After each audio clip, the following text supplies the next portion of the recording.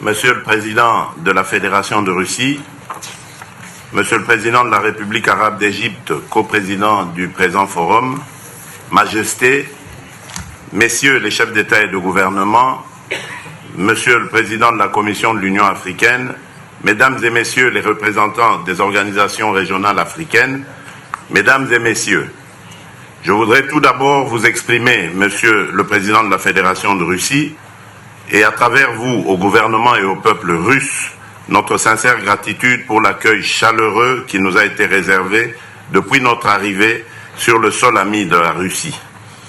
Je salue particulièrement mon frère, le président de la République arabe d'Égypte, M. Abdel Fattah al-Sisi, co-président de ce sommet.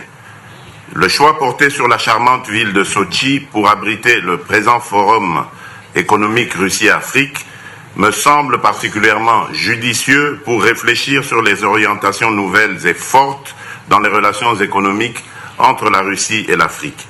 Je n'ai aucun doute que nos échanges de Sotchi aboutiront à la promotion d'un partenariat Russie-Afrique mutuellement avantageux. Messieurs les présidents, Mesdames et Messieurs, les impératifs de coopération et de développement ont conduit mon pays à adopter le bon voisinage et l'ouverture au monde comme principe directeur de notre politique étrangère qui met l'intérêt supérieur de l'homme congolais au centre des partenariats porteurs de croissance forte et inclusive.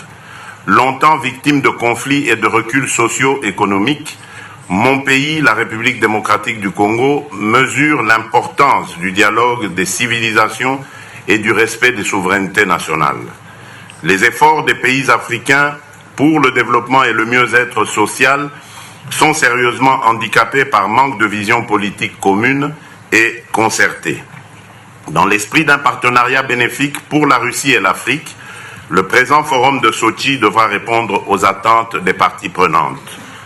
Messieurs les présidents, Mesdames et Messieurs, du fait de sa population, sa superficie, son écosystème, ses ressources du sol et du sous-sol, et de son potentiel hydroélectrique, la République démocratique du Congo, qui partage ses frontières avec 9 pays, demeure un maillon important dans le développement de l'Afrique.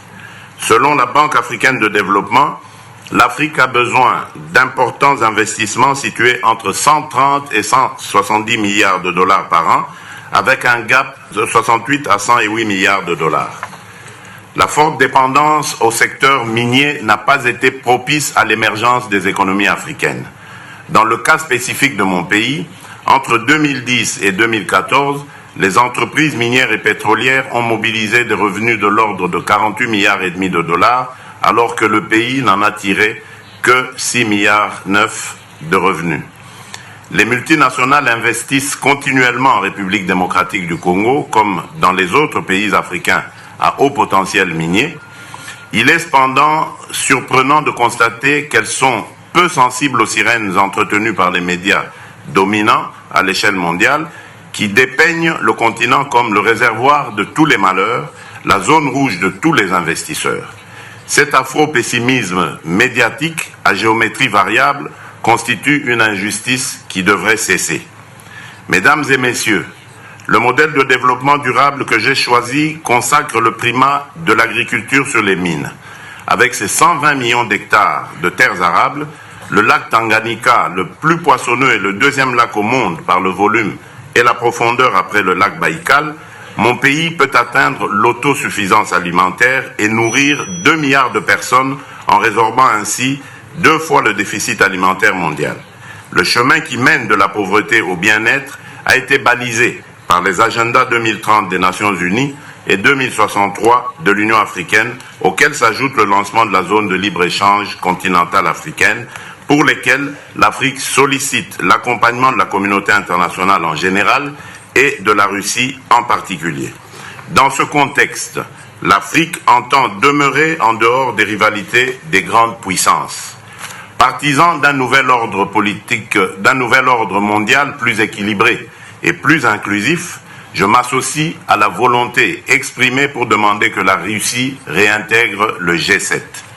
Messieurs les présidents, Mesdames et Messieurs, pour terminer, je considère que ces assises de Sotchi ne seront un succès que dans la mesure où la mise en œuvre de leurs résolutions permettra notamment l'installation des usines locales de transformation dans les secteurs des industries extractives et de l'agroalimentaire, le transfert des technologies, la modernisation des infrastructures et l'accessibilité aux financements innovants des investissements. Je vous remercie de votre bienveillante attention.